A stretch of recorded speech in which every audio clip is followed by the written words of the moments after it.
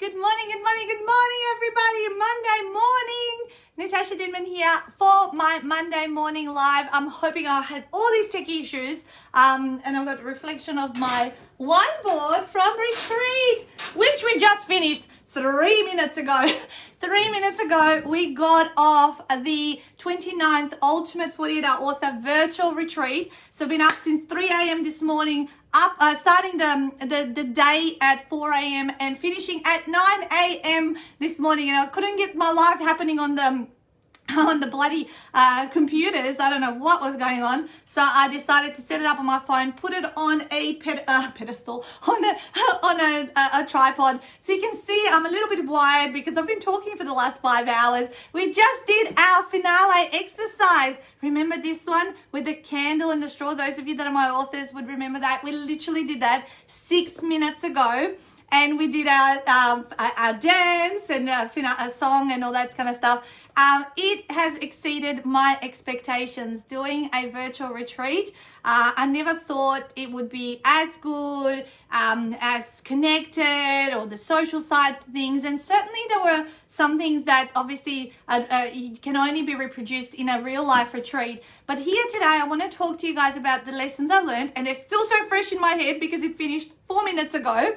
With my gorgeous USA authors. 13 people completed their books. We've got pre-sales here, over 300 books sold across all of them, and achievement of more than 90% goals of what they set out to do this weekend. So I want to talk to you about the things that I found worked really well, what worked actually better than in a real life retreat, and the things, obviously the limitations and things like that. And I can't wait because we're going to do it all over again in 3 days time for our Australian group, which is that we're going to see 18 authors come through and work on their books through their retreat at a more kind time for our time zone. So here we go. So I've got some notes in if I'm looking that way, it's because I'm looking at some notes that I put down in terms of my takeaways, because I literally unpacked this live when I had a moment during a break time. So number one thing that I learned was feedback was a lot more streamlined for each other. So when we were doing mock-up cover critiques, people were typing up comments in the chat box, and that feedback was very succinct and to the point, and everything was documented. So by having like a chat box, everything that's being said, being documented, of course people were coming off mute at different times and asking questions, and that was happening quite regularly on the at the retreat, but certainly having the documented side of the chat box and then that feedback, what it did, it made it a lot more succinct, to the point, and people were getting literally after the day they could download the chat and see exactly what was said for their stuff, and they could take that away. So the documentation, the ability to film and record everything that we were doing, and provide one-on-one times as well in addition, and that mentorship while the other people were recording and doing their chapters worked really well.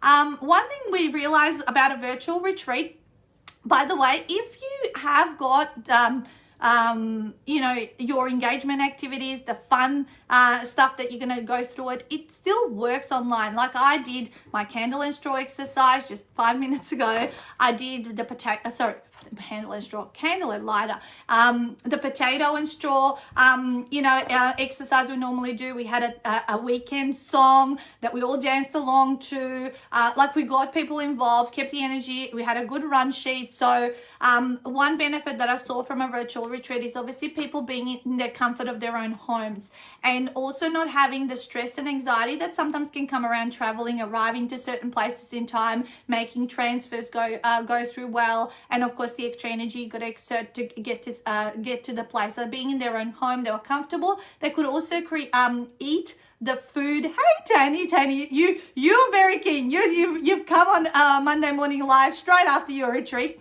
which is great commitment. I like to see. And so they could cook their own food at home, so have that pre-prepared. So sometimes when you go to venues and have a real life retreat, it needs to be catered for, and therefore there might be some things you don't like. Hey Priscilla, I see guys, these guys are very committed. They're all here learning some more.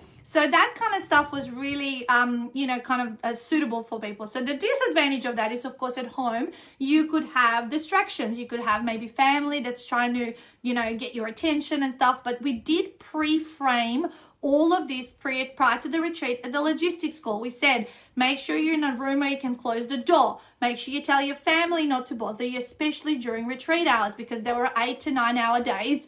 Today was 5.5 hours. So it was really, really important to make sure that, we pre-framed how to set everything up at home correctly so that they would have that ability to focus and concentrate and get a lot of shit done, which they did. And it worked really, really well. So yes, going to a retreat, I don't know, Stuart?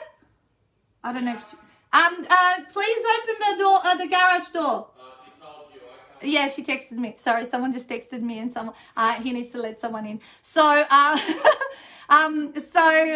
anyway, back to what I was saying. So comfort of their own home, no anxiety around traveling, but of course the limitation is, or the disadvantage is when you go to a retreat venue, you have like kind of beautiful scenery, something that you're not around every day, and absolutely I do not want to let go of my live retreats. They have a certain way of bonding, socializing, connecting, networking. All of those things are of course not as possible, but you know what? This group of people that I was with the last 3 days, they still connected and bonded. They still got to know each other's personalities and learn from one another. And they all said that we're going to miss each other so much because we've been together for 3 days and we've got now virtual accountability 4 weeks in a row for them to see where they're at and again to reconnect and touch base around it all. So those kind of things, of course, are not possible. But, from the bottom of my heart, I can say, like, literally I achieved and overachieved what I thought would happen and how all of this would run. So it really was a really wonderful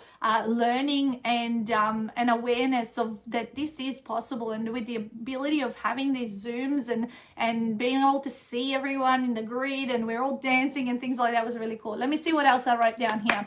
So I said, just summarizing, feedback was more streamlined with the chat box, comfort of their own home, the ability to screen share. Thank you, Christine. And look at them. They're all jumped on the live right just now.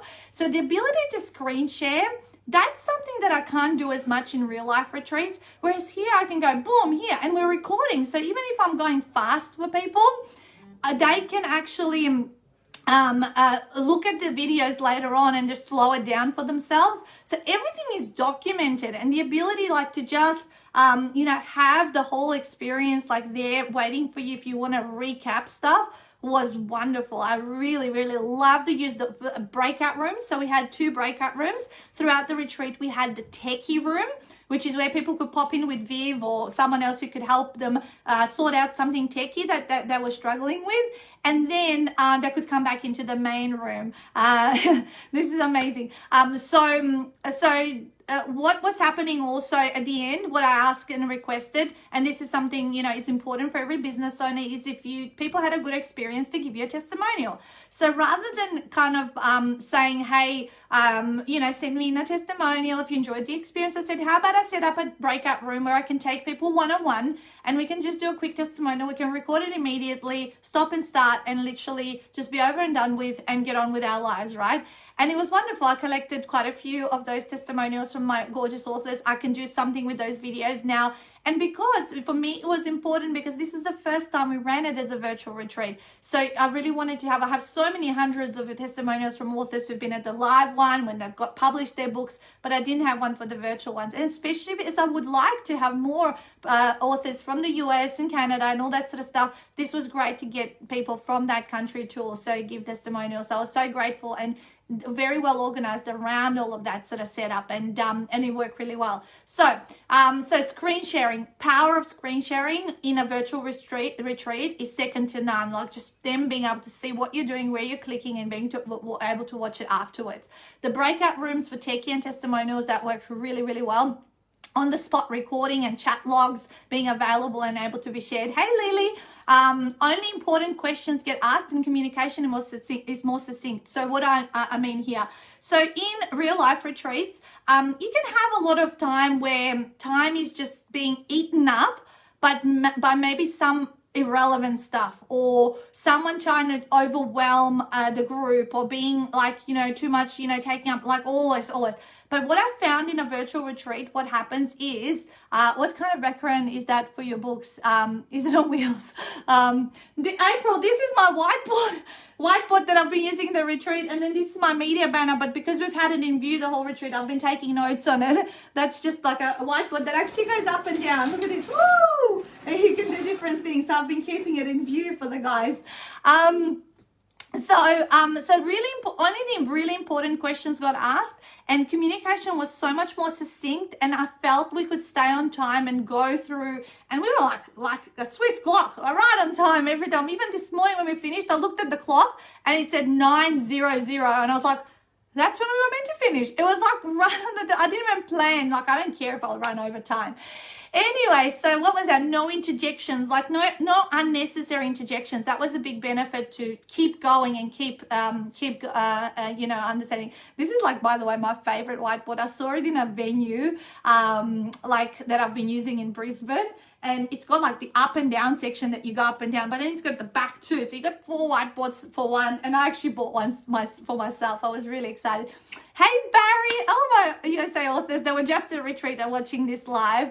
Okay, so what are the other things that so connections were still built. That's what I was trying to say. Connections and people getting to know each other through this call was still built. It wasn't taking away from the fact that, and we all stayed on camera, guys. Really, really, really important. Lindy, who's on the call right now, she was so happy to be a part of the retreat. This is the first time also Lindy, my virtual assistant, has been able to physically sit through the whole thing and actually, you know, support them and get to know them, and they get to know her. That was something that never happened before. And, you know, when we did the candle and lighter exercise, she was trying so hard to blow it out with her mind. And she goes, oh, I was trying so hard. I thought it was going to work for me, which was a funny thing. You know, she really, her personality also really came through. And people don't just see her as a person at the end of the email. So that was really wonderful. We were able to connect in Nick from Macedonia as well. And Nick from Macedonia was able to sit in on the mock-up cover critique. That's a limitation we can't do in a real life retreat where he jumps on and just is in there. So he's just communicating with Viv. So some of these things were so easy to coordinate with the power of that. We had Macedonia, Philippines, Australia, we had New York, we had Tampa, we had Houston, we had I think Dallas. What else did we have? LA. You know, we had people from so many spots like just come together. You were just blowing it through your nose, Lindy. So yeah, so many people come together, which is so not possible to make the world small in any other way. What else was really good? Activities all still worked well, and the song worked. So I had the song playing, and we had the whole movement sorted out, and the mountain and the river, and the going gets tough. No, the going gets tough, the tough get going, and so on. We had all sorts of moves, and everyone was doing it. And as a group gets to build a lot of rapport, they all just don't feel shy. Everyone just gets in on it and starts dancing, which was really nice to see. Actually, what I need help with, okay, if you're listening to this, I have picked a song for the Aussie retreat coming this weekend, but I'm actually looking maybe for something different that actually has moves as well, like something you can act out, but it's an inspirational song. If you have something that you've heard and you go, oh, that song would be really good. So the song we had, when the going gets tough, the tough gets going. And I always choose a different song for every retreat, right?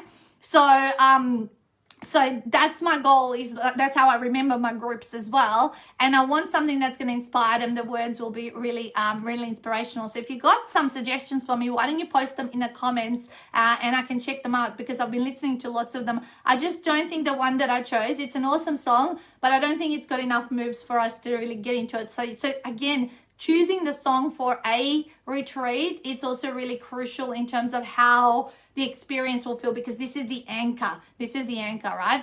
Okay, so what else do I have here? Activities work well, less stress around travel, logistics, anxiety, and planning around that. ability to offer the retreat at a lower cost. So another benefit of offering a virtual retreat versus a real life retreat is, of course, you're not going to have as many costs to host it, right? And depends how you package up and bundle things up. You can offer the same type of service delivery for a lot lower price point, because you will have less time around logistics, costs of meals and venue hire and all that kind of stuff. So that was another benefit. People were able to self-cater for what suits the person to their dietary requirements, obviously from home. So the disadvantage is obviously less social time, getting to chill out kind of one-on-one on the couches, and the dance and the party that we would do normally on the Saturday night, with the awards and all that kind of stuff that happens. Possible family distractions, which didn't happen for these guys. Like literally they must have told their families, this is what I'm doing and this is what you need to give me the space to do, but that's a possibility. Being in the same space as you are on a daily basis. So, that's a disadvantage. Face-to-face networking, of course, that's obviously not possible. And some of, as we've called it, circle work or dancing, where you're physically there, being able to interact with one another. But overall, I was buzzed. Like usually kind of your computer can take a lot of your energy, because you feel like you're talking to a screen and you're feeling like lonely because you're not with people who are giving you faces, but you could see people on Zoom giving you faces. So the power of having everyone in that grid where they're like Brady Bunch mode is so cool, because you are able to see their reactions or their smirks or their confused faces, and you can see them put their hand up. So the ability to do that, it just does bring the people almost in your room. And we really felt like we were in the one place together. I think one takeaway from having done 14 half-day events, now one retreat, still more to come, another retreat's coming this weekend for the Australians, is that you do get used to speaking to the computer and to an audience, and you get familiar with how to really navigate through the screens, stop sharing, get everyone in Brady Bunch mode, put the PowerPoint back on, move the chat box here. Like you literally become this ninja, a ninja with all the moves that you're doing, putting on the music on the boombox, doing the dancing, getting everything organized, how it's all set up. Like this is like my control center right here. Like if I can show you, I can lift this up. I've got my run sheet, Bitly links, all the computer stuff, my countdown clock, my other laptop that I'm working on, boombox, like literally my whole place is I'm like locked in. It's my mission control. Thank you very much. So it's like I'm surrounded by everything around me that's here, but I've got everything in the tip of my fingers, and I can get up and I can grab something and come back or whatever it is. So you get used to once you do something and you start to do it repetitively, you become faster and more adept at it. So it's just practice. And I have no doubt we're going to have an amazing weekend with the Australian group coming up on Friday. Now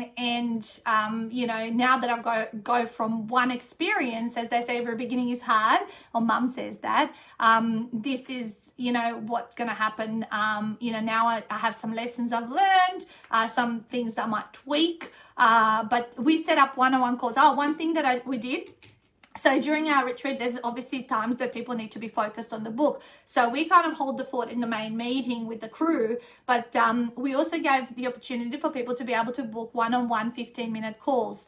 And we set up a calendar link, and so they were able to just choose that. And the only times that were available were the times in hey Astrid, it were the times inside those recording hours. So say for recording hour this morning was our time, 4:45 a.m. to 5:45 a.m. There would have been a chat at 4:45 a.m., at 5:05, and at 5:25, because we did 20-minute blocks. So we have 5 minutes to get off a call and get on another call. And they worked really well because people knew when their time was and they would set aside and turn up to that call. And that happened on Stuart's Zoom channel. So the booking link was connected to his Zoom channel. So he'd get off the group call, he'd do a one-on-one, we'd still stay on the main one, and it worked very, very well organized. So that was another way. If you do have times during your program where people are going and working on stuff, you can be in the main area, but you can set up a second Zoom link in with someone else's Zoom account. You know, if you got a team, you know, whatever theirs is, and get Calendly connected to that and gets everyone really organized. And then on this whiteboard here, guys, you can see one-on-one up here. So if someone had a one-on-one, I'd use my marker, so we knew we stay on track, and we say, okay, Sandra, she's got a 7 a.m. with Stuart, so they could choose Stu or Nat, and basically at that time we'd choose. But what worked actually really well is that Stuart did all of the one-on-ones because he was also on his account downstairs in our house, and he's got a background set up and everything, so we weren't hosting it together from the same window, because otherwise you're like nudging into each other. It's not as comfortable. And so I would put that on, and I would keep track of when everyone is, just so we don't miss anything. And then when it's done and he's done that call, I just wipe it off. As you can see, there's nothing left in the one-on-ones anymore. Here we were taking pre-sales and who did what and how many did that pre-sale. We had the weekend goals, you know, the editing goals, the print goals, and all that sort of stuff. So just keeping track of everything worked really, really important. So yeah, so yours was 5 days. Awesome, Astrid. So yeah, it's working. I'm definitely here to stay with virtual retreats. We're still going to continue doing our 4 live ones a year when we can travel, but we certainly already have a virtual retreat for USA 21st to the 23rd of August. So that's the second USA one. And then we've got the Australian one, which is going to be a blend of live and virtual, because if we can go, we go to the live retreat, but then virtually we'll plug in the people who joined as a virtual participant. So that's something that is going to happen. So no rest for us. Like literally, there's just so much going on that you know, I'm just buzzing, and I'm so grateful. We had an amazing group, and yeah, around the globe. we are seriously, yeah. I actually had a little bit of a cry. Almost on day one, when everyone was giving us such amazing feedback, and I was just like, oh my God, I can't believe we're like from all these countries, from all these parts of the world, and we're just all here in the one spot, and everyone was on time, punctual. I mean, you know, it's got a lot to do with the group and how they, you know, turned up and how they were prepared and all that kind of stuff. But I can say, you know, what a wonderful experience. So I'm done, but see, I still fulfilled my Monday morning responsibility. Thanks for all the love, Astrid. Monday morning responsibility of doing my live and my personal profile. Next, off I go into my secret group, which is for my authors, which is where I do a Monday morning weekly Q&A, where I answer more specific questions around authoring. But I just wanted to come on and let you guys know how it all went, because it finished 32 minutes ago, and it was perfectly timed with Monday morning live. And then I'm gonna get on with my day, and then have a nap in the middle of the day. And I'm looking forward to a full night's sleep tonight, because I love sleeping. All right, gorgeous people, I'm gonna go and talk to my authors in their group, and then keep going and start getting ready and refocus for Aussie retreat this coming weekend. What's your next big happening? Who are you helping with what? Astrid, we help people write a book in just 48 hours. Our retreats, this one coming up on the weekend for the Aussies, is going to be our 30th retreat. We only do 4 a year, so this is a big milestone that we're doing. So that's what's running, and that's the big thing. Actually, 2 retreats in a matter of, I think it's 9 days. That's pretty massive. Like, we only do 1 retreat a quarter. So, but we needed to fulfill it for 2 different time zones, and obviously 2 different cultures and all that kind of stuff. So that's what we did. All right, guys, I've got to go. Mwah, mwah, mwah. Talk to you next Monday. Bye.